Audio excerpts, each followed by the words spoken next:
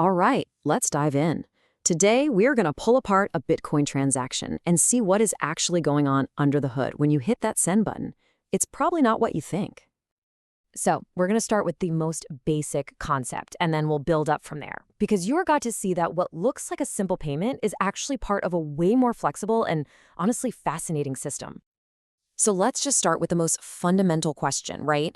When you hit send in your wallet, what are you really doing? I mean, it feels like you're just sending an email with some money attached, but the reality is so much cooler. This is the core mystery we're going to unpack today. Okay, so the most common thing you'll see is what we can call a simple payment. I want you to think of this as our basic Lego brick. It's the foundation for everything else.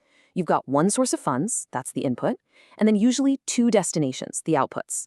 One of those outputs goes to whoever you're paying, and the other one, well, that's the change that comes right back to your wallet. Just about everything else is just a different way of arranging this one simple brick. Now, let's look at how we can snap these pieces together in different ways. We're going to explore two really common shapes or blueprints that transactions can take: consolidation and payment batching. So first up, we've got consolidation. This is basically a digital spring cleaning. It's a super common way for both regular people and big businesses to tidy up their digital cash drawer. And this quote it nails the concept perfectly. Imagine your wallet is just stuffed with a bunch of onces, fives, and a ton of loose change. A consolidation transaction is like taking that entire messy pile to the bank and swapping it for one single crisp $100 bill. It's the exact same amount of money, just way, way more organized. So the structure here is the key, right? You're taking a whole bunch of small inputs, all these little bits of digital change, and combining them into one single clean output. It's all about tidying up. Now, let's look at a transaction that does the complete opposite. The second blueprint is pretty much the reverse of what we just saw. It's called payment batching. And this is an incredibly efficient tool, especially for businesses that have to send money to a lot of people all at once. Yeah, the payroll example makes this crystal clear. Think about it. Instead of creating a totally separate transaction for every single employee, which would be slow and expensive, a company can use batching to pay everyone in one single super efficient transaction.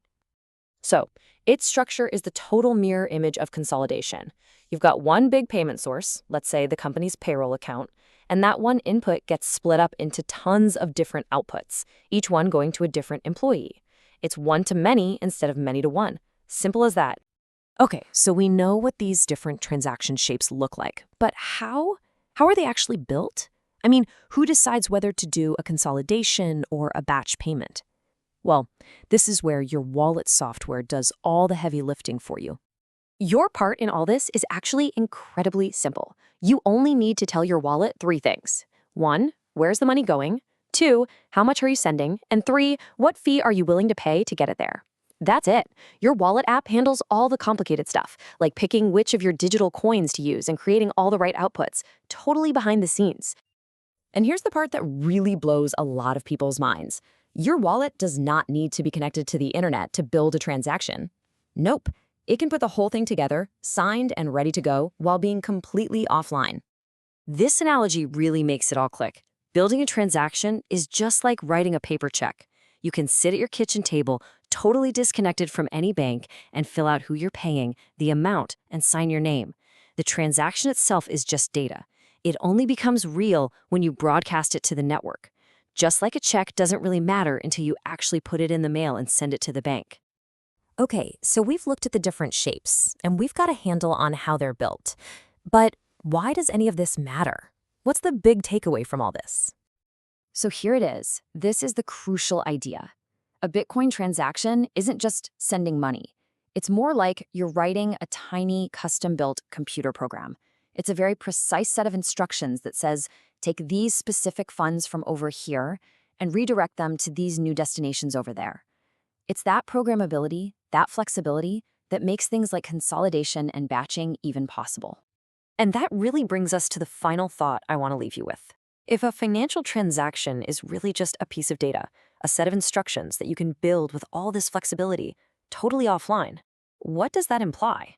It means we're dealing with something way more powerful and programmable than just simple A to B payments. It kind of makes you wonder, what could the future of money itself actually look like?